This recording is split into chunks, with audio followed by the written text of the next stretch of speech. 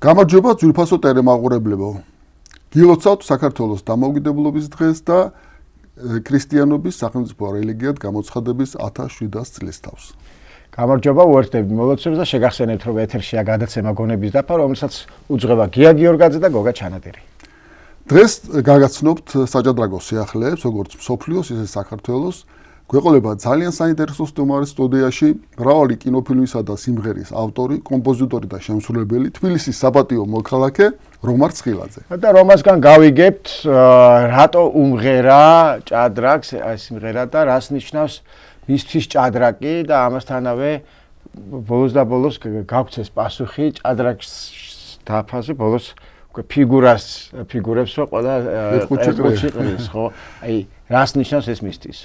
ტრადიციულად საჭადრაკო პარტიის განხილვაში ჩვენ გვექნება ეხლახან ბუხარესტში დამთავრებული სუპერ ტურნირის საფინალო პარტია, როგორ გაიმარჯვა გერმანელმა ახალგაზრდა საერთაშორისო დიდოსადმა კეიმარმა და გვექნება ამოხსნების კონკურსი.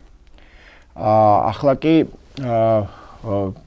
შევახსენოთ ჩვენს ტელემაყურებელს, რომ ბათუმი უმასპინძლებს სულ მალე ევროპის პირველობას და ძალიან ესეთი წარმომადგენლობითი დელეგაცია ყავს საქართველოს, თუმცა მაინც გული წყდება, რომ ნანა ძაგნიძე და ნინო ბაციაშვილი არ მონაწილეობენ ევროპის პირველობაზე. გეთახვები გოგა, ნამდვილად გულდასაწყვეტია, ორი ქართული ჭადრაკის ქართული ჭადრაკის ლიდერი არ მონაწილეობს ამ ჩემპიონატზე, მაგრამ მე ვფიქრობ, რომ დანარჩენი მოჭადრაკეები, რომლებიც მონაწილეობენ, ყველაფერს 30 მონაწილე გვყავს ჩვენ წარდგენილი, ისინი ყველაფერს გააკეთებენ, რომ უმედლოდ არ დარჩეს საქართველოს. ბევრ ქართველს მოუპოვებია ევროპის პირველობაზე. და დიდი სიამოვნებით გაგაცნობთ მათ ვინაობას. 2000 წელს მაია ჩუბურდანიძე იყო მედალოსანი, 2001 წელს ქეთევან არახამია, 2013 და 2014 სალოემელია, 2015-ში ნინო ბაციაშვილი, 2017-ში და 2018-ში ნანა ძაგნიძე და 2023-ში მერი არაბიძე და 2024-ში ლელა ჯავახიშვილი. იმედი მაქვს ეს სია გაიზრდება წელსაც და ამ 30 ქართველი მოჭადრაკიდან ასე ვთქვათ, რომელიმე აუცილებლად მოიპოვეს მედალს და ასე მე მინდა შევეხო მამაკაცებსაც, ხო ჩვენ ევროპის ჩემპიონი, ხო ზურაბ აზმაიფარაშვილი ყავს ვაჟებს შორის და დიდი იმედი მაქვს, რომ აი ეს წრეც გაირღვევა და ვაჟებიც გახდებიან ევროპის ჩემპიონები. რა თქმა უნდა, ჩვენ მოდი წარმატება უსურვოთ ჩვენს მოჭადრაკეებს, დაველოდოთ შედეგებს და რა თქმა უნდა ჩვენს ტელემაყურებლებს როგორც შედეგებს, ისე პარტიებს ამ ჩემპიონატიდან შევთავაზებთ ჩვენს რუბრიკაში. მე ასევე ძალიან მაინტერესებს ბუქარესტული ეს დაანონსებული პარტიის ხილვა. სანამ ბუქარესტზე გადავალ, მოდი ვიტყვი, რომ დასასრულს უახლოვდება სასკოლო ჩემპიონ ოლიმპიადა, მესამე სასკოლო ოლიმპიადა ნონა გაბრინდაშვილის თასზე. ჩვენ დავესწარით იმერეთის რეგიონის ფინალს, რომელიც გაიმართა იმერეთში, 11 გუნდი იყო მასში წარმოდგენილი და მინდა შევთავაზოთ ჩვენი მომზადებული სიუჟეტი მაყურებლებს.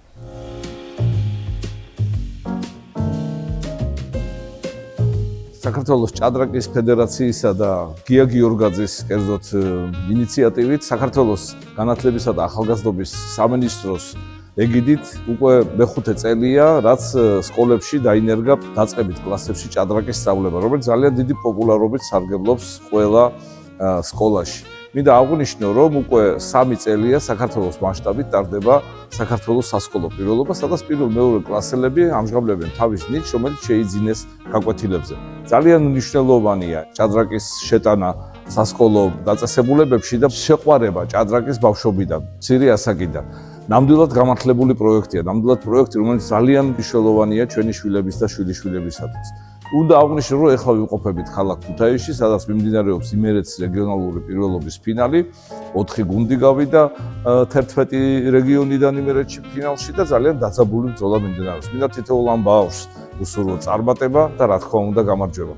და რაც თავარია, რომ ეს ის პროექტია, რომელიც აუცილებლად შექებას იმსახურებს და აუცილებლად ის პროექტია, რომელიც მომავალ წლებში უნდა გაგრძელდეს და განვითარდეს.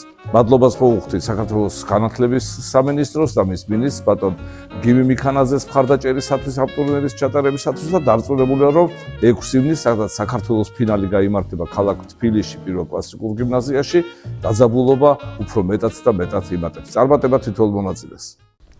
რაც შეეხება ჩვენთვის საინტერესო ბუხარესტის ამბებს. ძალიან დაიძაბა ფინიშზე მდგომარეობა, ასე ვთქვათ, პრეტენდენტი, მსოფლიო ჩემპიონატის პრეტენდენტი ბოლოს ძალიან გააქტიურდა. მომავალი გამარჯვებულიც კი დაამარცხა ბოლოს წინა ტურში და მე ვიტყვი რომ ვინსენტ კეიმარის სასახელოდ ვიტყვი რომ მიუხედავად წინა დღის მარცხისა მან ბოლო ტურში მობილიზება გააკეთა და გაიმარჯვა. გაიმარჯვა ძალიან საინტერესო პარტიაში ნიდერლანდელ მოჭადრაკესთან და ამ პარტიას ჩვენ შევთავაზებთ ჩვენს ტელემაყურებლებს ჩვენს რუბრიკაში. მეორე ადგილზე გავიდა კარუანა და მესამე იყო უკვე პრეტენდენტი ჯაუხირ სინდაროვი. მე ვფიქრობ რომ პრეტენდენტის ეს გამოსვლა უნდა შეუფასო დადებითად, რადგანაც ის 3 ოლში მოხვდა. და ცოტა აკრიფა კიდეც ტემპი. კი, აკრიფა ტემპი აუცილებლად და მინდა ვთქვა რომ მსოფლიო საერთაშორისო კალენდარი ძალიან დატვირთული არის. გოგა ფაქტობრივად ერთი ტურნირი არ არის ესეთი დიდი ტურნირი დამთავრებული და მეორე დიდი სუპერ ტურნირი დაიწყო. ძალიან კარგი მასალა ხდება მე გონების დაფისთვის. რა თქმა უნდა. ნორვეგიაში დაიწყო ნორვეგიის ჭადრაკი ესეთი ტრადიციული ტურნირი, რომელიც უკვე ვაჟებიც მონაწილეობენ ცალკე ტურნირში, 6 მონაწილე არ და ქალებიც მონაწილეობენ ამ ტურში და ყველაზე საინტერესო იცი რა არის გოგა? გახსოვს ფირუზა გამოეთიშა ბუხარესტის ტურნირს ფეხის ტრამვის გამო, მაგრამ ის გაემგზავრა ნორვეგიაში და პირველი ტურში დაამარცხა მსოფლიოს ნომერი პირველი მოჭადრაკე მაგნუს კარლსენი სამშობლოში. თავის სამშობლოში საკუთარ მოედანზე ძალიან საინტერესო ტურნირი გველოდება, აგრეთვე ქალთა ჩემპიონატშიც იყო სიურპრიზი. ახალგაზრდა ინდოელმა მოჭადრაკემ მსოფლიო მოქმედი ჩემპიონი დაამარცხა. ასე რომ ჩვენ თვალყურს მივადევნებთ ამ ძალიან საინტერესო ტურნირს და ჩვენს ტელემაყურებლებს შევთავაზებთ მის განხილვას, პარტიებს შევთავაზებთ, ამოხსნებს შევთავაზებთ და ეს არის ძალიან საინტერესო. კი, რასაც მე ვაკვირდები, ძალიან გათანაბრდა ჭადრაკში დონე და უკვე ვეღარც დაასახელებ ვინ შეიძლება იყოს. მე ვფიქრობ რომ მაინც ძალიან ახლოს არის ეს ტურნირები, მაგალითად კეიმარი რომელმაც გაიმარჯვა ბუხარესტში, გაემგზავრა ნორვეგიაში და უკვე ისეთი აღმავლობით ვეღარ თამაშობს. ბუნებრივიც არის დაიღლებოდა. სტარტი მას არ გამოუვიდა, ნახოთ რა ისამ შემდეგში. ასე რომ, მაგრამ ყველაზე საინტერესო ის როგორ არის, სანამ მსოფლიოში და ევროპაში საჭადრაკო ციებ-ცხელება და ერთი სუპერ ტურნირი მეორე სუპერ ტურნირს ცვლის, რუსებმა მოიცალეს და გარი კასპაროვის დაბატიმრებაზე გაცეს საერთაშორისო ორდენი.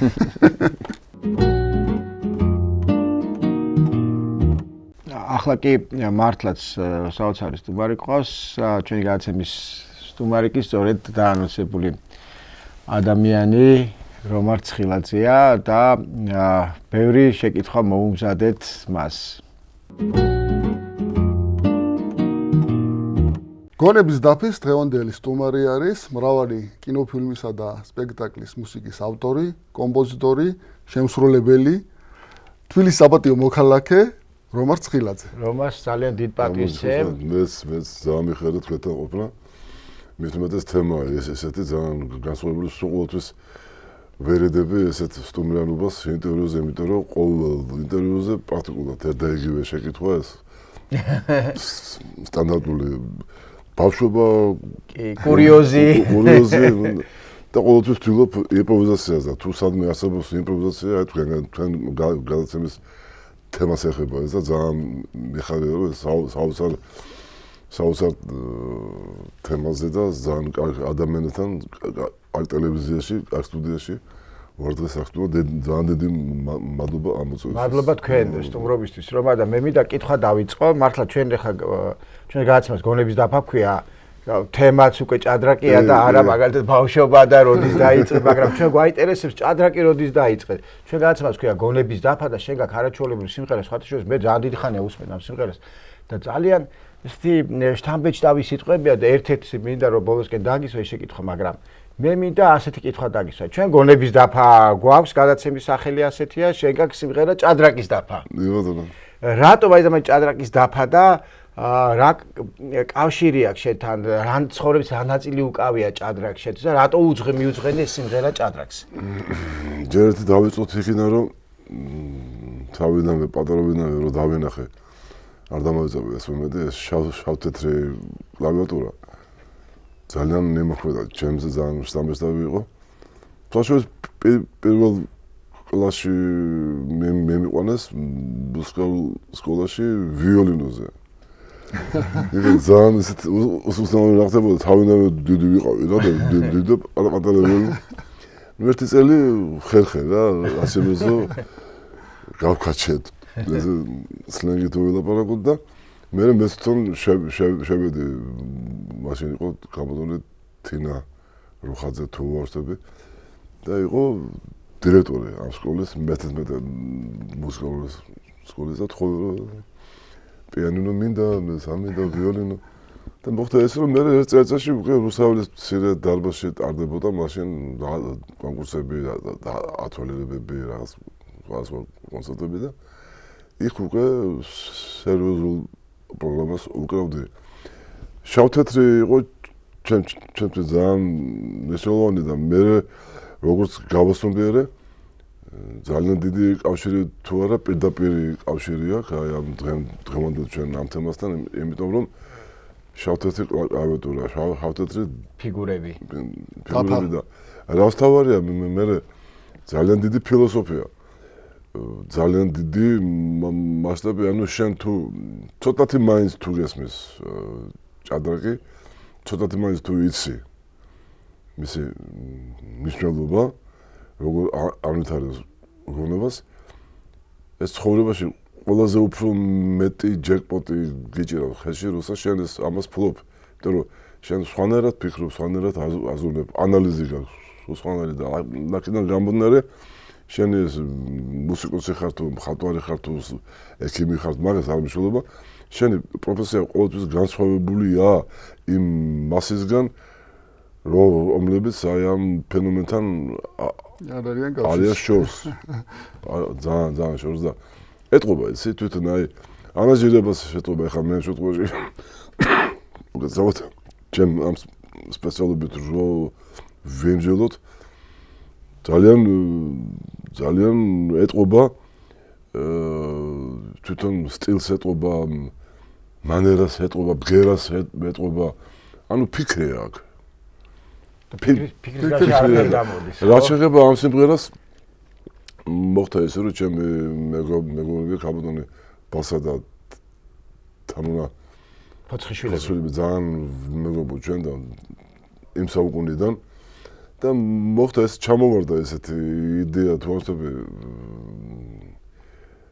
არა ვარსები ეს იყო დაახლოებით 80 წელი და 91-ში უკვე შეიქმნა ეს ისტორიული სიმღერა და ბატონ მორისთან რომ მივედი რო უთხარი მეთქი ამ სიმღერა ამოვარჩიე მეთქი და რამდენად რეალურია რომ თუ მოხსეთ უფლებაზე შეხედე იცრა მეთქა რომ შენო ძალიან ცუდ რამეს შეეჭიდეოდა თავიდან ცოტა არ მომეწონა და წიგნი სულ სხვა რამეა არ დამოესწრება წიგს წაიკითხავო და შენ ახალ მაგრამ შენ წიგნში რა წერიაო თან გაგანია კომუნიზმია აგანია ნუ ბრეჟნევის დროა და ოლიმპიადა რაღაც თვეების ამთავრებული იყო 80 წლის მოსკოვის ოლიმპიადა და ზუსტად ეგ პერიოდია და შენ აქედან რატომ მაინც ეს ამბოჩიო მაგრამ მე ას მიყვისო ანუ ხაზი აუსვარო ეს უბრალოდ მოფიქრალი ადამიანის სურვილი იყო ხო ას მიყვისო და თქილად იყავიო რომ შენ ამას რო იტყვიო მე პრობლემები ეხნებოდა და ესეც იყო ძალიან საინტერესო არის რა პრობლემები იყო ის რომ ჩვენ 91-ში ამ პრობლემების გამო შევერთეთ ჩვენ აგვიგზავნეს ნატრუსი იყო მაშინ კი ვიცი ახალი ჩამოყალიბებული ტექსტიდან გამოვდინარე ალბათ ხო სიმღერიდან ხო პალასებს გასაგებია ხო და აგვიგზავნეს კონცერტები ტელევიზია ნუ შევერთეთ ძალიან დიდი ისტორიული ოჯახს სადაც ქვია ივერია ახალი წამოსულია მე ეგ პერიოდია 75-დან ბატონ რობერტისგან ახალი წამოსული ვარ და რობერტ ბარძიმაშვილის კი და ძალიან ადამიანს სხვაშორის რობერტამი ძალიან შეიძლება თამაშობდი ჭადრაკს რობერტ თამაშობდა ჭადრაკს კი ძალიან აგადი ცოტა კითხვა და მოგეთ ესე შეიქმნა ეს სიმღერა და სხვაშორის ისეთია არაზოს არ ბერდება როგორც ჩემი სხვა სიმღერები აი იმის მიზეზიც არის იმიტომ უძლებს აქამდე ჩემი ეს შექმნილი ეს სიმღერები რომ აქ ფიქრია და აქ ჭადრაკის დაფაა და განლაგებაა და ახლა შეიძლება წინ უსწრებ თქვენი შეკითხვას, მაგრამ თუნდაც ის რომ რა მნიშვნელობა აქვს შენ ცხოვრებაში პრეზიდენტი ხარ თუ შავი მუშა თუ ამაგებელი თუ ექიმი ბოლოს ერთ ყუთში მოთავსდებიან სულელანი. ეგარი. ძალიან საინტერესოა. თქვენ ახსენეთ თეთრი და შავი კლავიშები, რა თქმა უნდა, და ჭადრაგის დაბოწყო თეთრი და შავი უჯრების კომბინაცია არის და თეთრი და შავი ფიგურების კომბინაცია. ნუ გასაგებია რომ თქვენ მსალ ჰარმონიის პოვა კლავიშებზე უფრო იოლია, მაგრამ იქნება რამე რჩევა მიცეთ მოჭადრაკეებს, როგორ ჰარმონია როგორ ეძებონ თქვა საჭადრაკო დაფაზე და ცხოვრებაშიც. და ცხოვრებაში ხო? ესეთ რა არის? ძალიან ორიგინალური შეკითხვებია. არის კატეგორია მუსიკოსების, რომლებიც იმპროვიზაციას წერენ და ყოველ შესრულებაზე დაწერილს უკრავენ. ეს არ არის იმპროვიზაცია. ხო, ეს აღარ არის დაწერილი თუ არის? იმპროვიზაცია არის იმ მომენტში, იმ წამს რო მიიღებ გადაწყვეტილებას და შენ ამას იმპროვიზირებას უკეთებ, ხო? ანალოგიურად ჭადრაკის დროს, ხო? შენ როცა გზნობ რომ ცაიტნოტში აღმოჩნდი, ხო? ხაშურია თუ C4 უკვე ვეგადაგზვეტია დასახელებებით. ხო, ვეგადაგზვეტია, მაგრამ იმ მომენტში შენ რო იწყებ იმპროვიზირებას, მოსწამე იბნება. ოღონდ იბნება შენთვის კარგი გაგებით ის ვერ ხდება, ის შენ ამიტომ მე თვლი რომ ეს შავ-თეთრი დაფა კლავიშები ერთი ფილოსოფია. სულ მაინტერესებს და ჩემო მეგობრებო ეს სულ კამათია რომ არის თუ არა სპორტი. ყველაზე მეზე საინტერესოა. მე თვლი რომ ყველაზე დიდი სპორტი არის ჭადრაკი, იმიტომ რომ აქ ჩართულია გონება. ეხლა მე მაგალითად ფიზიკაც, კაცო, მარტო ფიზიკური დათო სულმევნებოდი რომ ეფიანს რომ ჩემ მეგობრებოდი ერთი ამჯერ მე მეთქვია რომ შენ სტადიონზე უნდა გამოხვიდე ფრაქში. იმდენად განვითარებული, ერუდირებული სპორტსმენს ეტყობა კიდევაც თამაშში მისი ერუდირება. ამიტომ როცა შენ ცოტათი მაინც ჯესმის ამ შავ-თეთრი დაფის ფილოსოფია შესაქმეშიც ანალოგიურად წარმატებული ხარ და უფრო მეტად დაფასებული ხარ და უფრო მეტი შედეგი გაქვს. ეს ამას არ ჭირდება ახსნა, ეხლა მე ამერიკა არა მოვაჩინე ახლა აქ. მაგრამ ფაქტია ის, რომ მე პირადად ძალიან სიმღერა მით უმეტეს კი იქამდე რაღაცა, მაგრამ როცა ჩემ ცხოვრებაში აღმოჩნდა ეს აზრმოვები დიდი მორისის მადლით ძალიან შეიცვალა. მე თვითონ ვიგზენი დამოკიდებულება შემეცვალა არანჟირების მიმართ, რეპერტუარის მიმართ თუ რომ ხოლმე რომ სიმღერას ხო არ დამიწერ. ვერ უწერ, რო ვიცი მისი ხვდები მისი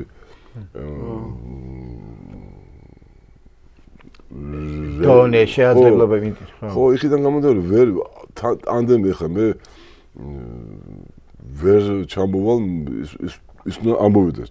ჩემთან რომ მოხდეს ეს ტანდემი და ხშირად ხდება ესე და დღემდე მე რა ვიცი მე ურთიერთობაში ძალიან მაგარია იცი რომ როცა შენ სამეგობროში უკვე შენ გზნობ რომ ვისთან იღადავო ვისთან იმჟელო ვისთან იქეიფო ვისთან იხინკლავო ვისთან იჩხუბო აქედან გამომდინარე ეს ყველაფერი შენ აქედან აი ეს დალოცვილი ჭადრაკი ურთიერთობის ენაც არის ამიტომ ენაც არა ეს არის რომ ესეთი კითხვა მაქვს აი მუსიკაში ძალიან ინტერესოვანია ძალიან მაგარია მუსიკაში პაუზა ისეთი მნიშვნელოვანია როგორც ბგერა პაუზა მე როგორც ბგერა და მოჭადრაკე როდესაც ფიქრობს და არაკეთებს სულებს არ ეხება ფიგურებს აი რა მნიშვნელოვანი არის ეს რა მომენტი პაუზა ეს რა ვიცი ჩემი გამონათქვამი არ თვლები მაგრამ არც იმას ვიღაცის განავიღა ეს ჩემი ზნობიდან გამომდინარე ვიძახე მე ამას ყოველთვის ყველაზე ლამაზი მუსიკალური ბგერაა პაუზა ყველაზე ლამაზი ბგერა არის პაუზა აი ყველაზე აი როცა შენ შემოქმედებაში პაუზას ვზდობ და ამ პაუზას აძლევ შანსს რომ ისუნთქოს ამაზე ულამაზესი ბგერა არასებობს და როცა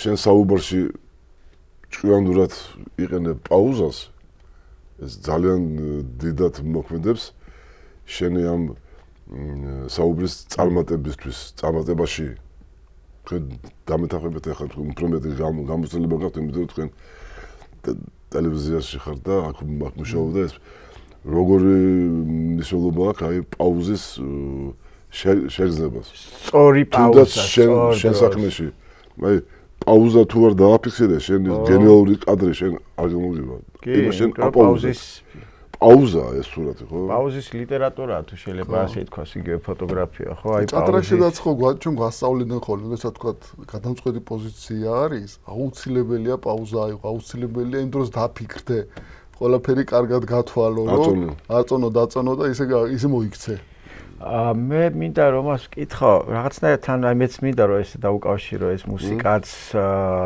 ჭადრაკიც ხო საოცარი ამბია პირველი მუსიკოსი ხარ ჩემთვის ვინც ვიცი რომ ჭადრაკს თამაშობს და აი ჭადრაკი ასეთი ახლობელია ხო ბევრი სხვადასხვა სფეროს ადამიანი ყავდა კიდეც სტუმრად და სამწუხაროდ ძლიერად არა მაგრამ ჩონჩხი და პრინციპი და ვინ რო შემოთავაზოს მე ალბათ სხვანაირად ვერ მღერებდი ამ სიმღერას ჭადრა ვერ აირჩევდი ის რა გადაცემაში თქვი მაგრამ ნახეთ ტექსტში არის ასეთი ფრაზა რომ დაფაზე პაიკის სევდა რჩებაო რა სევდას გულისხმობდი თქვენ აი როცა აი ამ სიმღერას ამ ტექსტს კითხულობდით ჯერ და მოგინდათ რომ აგერჩიათ რომ გემღერათ ხო იქ შეგხვდათ პაიკის სევდა რა იყო რა სევდა იყო ეს რა სევდა არის რას გულისხმობ იმიტომ რომ პაიკია იმიტომ რომ ყოველთვის ზობს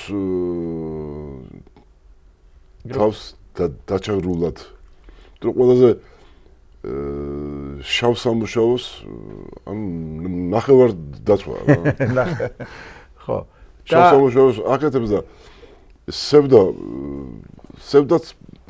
ერთ-ერთი ულამაზესი ფერია სევდა თუ არ თან დაძევს ქმედებას და მით უმეტეს ადამიანს და მით უმეტეს იმ ადამიანს ვის რაღაცას ქმნის უსევდოდ ვერ მიახსოვს შენ იმ მომენტს თუ შენ თქვა რომ ეს გამომივიდა მე ეს საქმე და პაიკი მით უმეტეს აი მთლიანი დაფა რო აიღო ატყებული ტურიდან და ანტარებული და მეტალზე ხო და აგვირდი რომ ყველაზე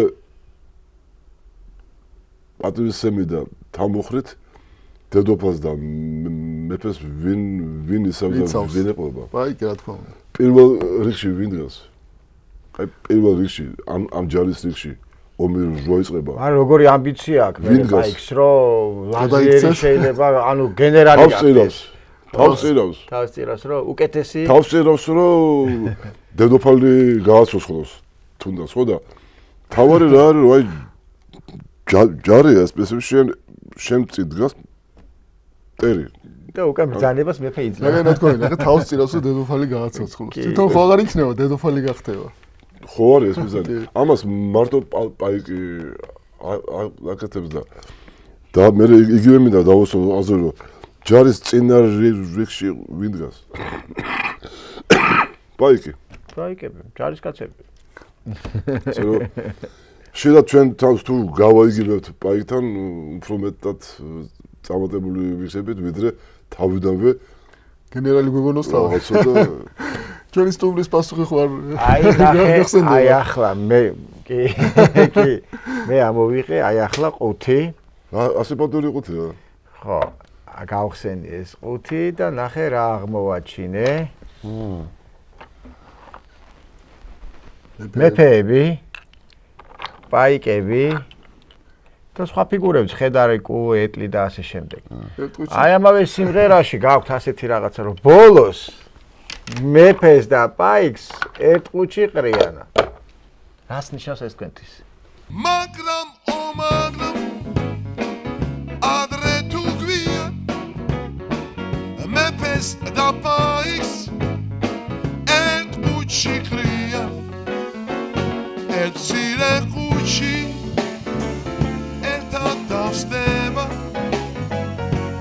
აზრის სიმართლე ჯორი ოცნება ეცირე ყუჩი ერთად დავსდება აზრის სიმართლე ჯორი ოცნება საბოლოოზე მეფეს და პაიზ და ყველა ჩატაგას ერთი გვაქვს. იქ ჩვენ თან წავიღებთ აქ დანაწოლებულ იმ პარტიებს, იქ სადაც შენ ხსნი გონებას, შენ ტოვებ შენ რაღაცა ისტორიულ სვლას, შენ პოზიციას აფიქსირებ, ხმამაღლა აფიქსირებ უშიშრად და შენ ამ პოზიციას მერე თაობები თუ ვინმე გაიზიარებს და წაყვება ამ პოზიციას მე მგონი წარმატებას იქნება ასე რომ ფილოსოფოსია ჩვეულებრივი ან ეს პოზიცია რჩება როგორც დაფაზე რჩება და ისტორიაში რჩება მოჭადრაკის სვლები ასე რჩება თითოეული ადამიანის სვლა ხოლო ეს ფიგურები საბოლოო ჯამში მერე სწორდება აკუჩი მეფეს და პაიკის და დედოფალის და ტურაც და ნებისმიერი სხვა მხედარი კუ და თანაბრები არიან, გათანაბრდებიან. მაინც ყველანი თანაბრდებით, ასე რომ მე რომას პოზიციას ვიზიარებ, რომ ჩვენი პოზიცია, ჩვენი სვლა, ჩვენი გზა იყოს ყოველთვის ღირსეული და ისეთი, რომელიც ისტორიაში დარჩება როგორც სწორი გადაწყვეტილება ჩვენი ცხოვრების დაფაზე, გონების დაფაზეც. რა თქმა უნდა. სხვა შორის მე რა მინდა ისი, ხა მე ვზობ რომ უკვე სამწუხაროდ ახაც დროზე ვარ დამოკიდებული როგორც ჭადრაკის თამაშის დროს საათის შენობა ძალიან წოხარო ფინალისკენ ვარ მაგრამ მე ძალიან ხშირად ვიყინებ ამ გამონათმოს ძალიან ხშირად ვარქმევ ჩემ რაღაცა ტურნეს ან რაღაცა კონცერტს ან რაღაცა ხმედებას რომ მეფეს და პაის ერთგულში ყრიანი რომა ძალიან დიდი მადლობა მე შევთავაზოთ ჩვენ ტრადიცია გვაქვს ხათაშორის გია გიორგაძემ დაამკვიდრა ეს ტრადიცია რომ ბატონო დიდი მადლობა თქვენ მადლობა თქვენ როგორ გიადევთ ჩვენ სტუმრებს ასე ვთქვათ ვატოვებინებთ ავტოგრაფს გონების დაფაზე ან ჭადრაკის დაფაზე და აქვე მადლობას გადაგიხდით ჩვენ სტუმრობისთვის და ძალიან საინტერესო სტუმრობისთვის კი და გეჟა კარგი იდეა გაქვს რომ აი ეს დაფაზე ავტოგრაფებს ტოვებთ და ჩვენ ასე ვთქვათ მე თუ არ მოგვიდა ჩხუბი დაფავისი იქნება გოგა დაფა შენი იქნება აუცილებლად იმიტომ რომ იდეა შენი იყო დაფა შენი იყო ასე რომ ეგ ესე გულუხად დაგითმობა ამ დაფას არა ეს იქნება გადაცემის რა თქმა უნდა ჩავსვათ მე ჩარჩოში და იქნება გადაცემისთვის ეს ხო ჩვენ კლუბში აი კლუბი 64 საბატონოს დაიკავებს რომა ძალიან დიდი მადლობა და წარმატებებს გისურვებთ საოცარი ადამიანი ხართ საოცარი ხო, საოცარი სპილო მეცახელი, რომელიც ხო ეწლებია მოყვება და ძალიან დიდი მადლობა და თუ შეიძლება მოვდავტოვოს სურვილი. კი. რა თქმა უნდა. რა თქმა უნდა. სიტყვიერი. დიახ. ხშირად ვითამაშოთ ჭადრაკი თუნდაც დისტანციურად. ინტერნეტით მაგალითად. ეს ჭადრაკიც და აი ოთახიდან რო გავალთ ის ჭადრაკის. ცხოვრებისეული ჭადრაკიც. ის ხშირად ვითამაშოთ და თამამად ვითამაშოთ. იმპროვიზაცია ხშირად გავბედოთ და გეყოლება ესეთი სამეგობრო, ესეთი ადამიანები, როგორც მე დღეს არ დავთვალ და რომელსაც მე დანახვა ძალიან მიხარია. გია, ასე თქვით, არაჩვეულებრივი ინტერვიუ გამოვიდა რომასთან, იმედი მაქვს მაყურებელმა სისიამოვნა და იყო რომასთან საუბარი. მე ვფიქრობ რომ და მისი აზრი ძალიან სასიამოვნო იქნება ჩვენ ტელემაყურებელს. და პირდაპირ გითხრა რომ ითამაშეთ ჭადრაკი, იმიტომ ჭადრაკს მის ცხოვრებაში დიდი და მუსიკაში გავლენა მოუხდენია. და რაც შეეხება პარტიას, დაანონსებულ პარტიას. კი ბატონო, ბუხარესტში ბოლო ტურში გაიმართა ეს პარტია, გადამწყვეტი მნიშვნელობა ჰქონდა, რადგანაც ვინსენტ კეიმარსა და კავრონას ჰქონდა თანაბარი ქულები და თუ ვინ გაიმარჯვოდა ბოლო ტურში გადაწდებოდა ჩემპიონის ვინაობაც. გახსოვს $100,000 იყო პირველ ადგილისათვის განკუთვნილი მარტო ვინსენტ კეიმარი ეთამაშება ნიდერლანდერ ვან ფორესტ და ძალიან საინტერესო პარტია არ და მე მინდა ეს ჩვენს ტელემაყურებლებს შევთავაზო. გათამაშთა სიცილიური დაცვა E4, C5, მხედარი F3, D6, Q B5, მხედარი D7 და Q4. აი ცოტა იშვიათი გაგრძელება აირჩია თეთრებით ვინსენტ კეიმარმა, მას არ უნდა ფორსირება, უნდა რომ ნელ-ნელა ითამაშოს და პრობლემები შექმნას ბოლოს საათზე, იმიტომ რომ მოწინააღმდეგეს არ შეიძლება დიდხანს მოაქციოს თავის გავლენაში. მხედარი F6, როქი, აი ნახეთ თეთრები წირავენ ცენტრალურ პაიკს E4-ს. ეს სწრაფი განვითარებისთვის ხდება, სხვადასხვა ჩვენ ტელემაყურებლებს ახსოვთ, რომ ნიკა კაჭარავამაც ანალოგიურად შეწირა E4 პაიკი და ძალიან საინტერესო შეტევა მიიღო, თუმცა ამ შემთხვევაში შავმა ეს პაიკი არ აიყვანეს, A6, C4, G6. აი მაგალითად რომ აიყვანათ შავებს მხედარი E4 პაიკი, ესეთი სავარაუდო გაგრძელება შეიძლება ყოფილიყო ეტლი E1, მხედარი უკან F6, D4, E6, E5, D5, E5 და ნახეთ როგორი დაარტყმა არის მხედარი კლავს E5-ზე, D კლავს E5-ზე, ეტლი კლავს E5-ზე, Q E7 და D6 და თეთრებს გადამწყვეტი უპირატესობა აქვთ. აი ესეთი შეიძლება გაგრძელება ყოფილიყო პაიკის აყვანის შემთხვევაში. მხედარი C3, პარტიაში გათამაშდა მხედარი C3, Q G7, H3, როქი, D3, მხედარი E5. ჩემი აზრით ეს სულად ცოტა საეჭვო არის, მართალია გაცვლის შემდეგ შავები თითქოს D4 ჯრას ოკუპაციას უკეთებენ, მაგრამ ძალიან საეჭვოდ სუსტდება C5 პაიკი, რომელიც შემდეგ გადამწყვეტი აღმოჩნდება ამ პარტიაში. A3, მხედარი H5, QS3, მხედარი F4 და ლაზერი D2. აი ძალიან საინტერესოა, მაგრამ ირიბად ხდება დაცვა D3 პაიკის, რადგანაც არ შეიძლება თქვა მოკლა ლაზერი D3, იმიტომ არის QF4 და ლაზერი D3 დაუცველია, თუ ლაზერი D2, Q2 და უფიგუროთ რჩებიან. თუ მხედარი კლავს D3-ზე, მაშინ ეტლი F1 და მხედარი დაბმული, მხედარი ვერ მიდის, უკან რადგანაც ლაზერი D2-ზე იკარგება, ამიტომ პაიკის აღება არ შეიძლება. ამიტომ ითამაშენ შავებმა მხედარი E6 და აი თეთრმა დაიწყენ შეტევა ლაზერის ფაზს და პირველ რიგში უტევენ C5 პაიკს. რომ C5 პაიკის დაცემის შემთხვევაში უპირატესობა ლაზერის ფაზზე იქნება საგრძნობი. მხედარი D4, BC, აი აქ უკვე თეთრებს უნდა გაითვალათ ძალიან საინტერესო გაგრძელებები, ძალიან ბევრი სვლა არის. აქ კანდიდატები არის ლაზერი A5 რას პარტიაში იყო, არის აგრეთვე QH3, აი შეიძლება და ეს ყოფილიყო, არ შეიძლება ჟიაში საყვან, რადგანაც მხედარი F3 არის ჩანგალი და ლაზერი იკარგება, მაგრამ თეთრები თამაშობდნენ მხედარი D5-ს, უნდა წავიდეს უკან, უკლავს D4-ს, ეტლი კლავს პაიკი კლავს D4-ს და ეტლი AB1-ის შემდეგ თეთრების უპირატესობა ლაზერის ფაზზე არის ძალიან საგრძნობი. ამიტომ ლაზერი A5 მოვიდნენ შავები, მაგრამ აქ უკვე როგორც გითხარით, თეთრებმა ძალიან საინტერესო კომბინაცია გაითვალეს, რომელმაც მათ დიდი უპირატესობა მოუტანა. მხედარი D5 და აი ამის შემდეგ იწყება ტაქტიკური ბრძოლა და ტაქტიკურ ბრძოლაში აშკარად ვინსენტ კეიმარმა დაჯაბანა მოწინააღმდეგე. ლაზერი კლავს A4-ზე, Q კლავს D4-ზე, ED, მხედარი B6, ლაზერი C6, მხედარი კლავს A8-ზე. ნახეთ რა საინტერესო პოზიცია, ლაზერი კლავს C5-ზე, ლაზერი B4 და ლაზერი B4 შემდეგ უკვე მხედარი ვეღარ იქნება დაჭერილი, არ ვაუჯრას ის გამოდის თუ გაიცვალა ლაზერი, მაგრამ შავები ცდილობენ კონტრთამაში შექმნან მეფის ფაზზე. ლაზერი H5, მაგრამ აქ უკვე ყველაფერი გათვლილია ბოლომდე. ლაზერი კლავს E7-ზე, Q კლავს H3-ზე, GH, ლაზერი კლავს H3-ზე და ლაზერი G5, რომ მუდმივ ქვაში არ გააკეთონ შავებმა. ეტლი კლავს A8-ზე, ლაზერი G3. თეთრებმა მიაღწიαν სტაბილურობას პოზიციაში და მათ აქვს ზედმეტი ხარისხი, ახლა უკვე ტექნიკაზე არის დამოკიდებული თუ როგორ გაუკეთებენ ისინი რეალიზებას თავიანთ უპირატესობას.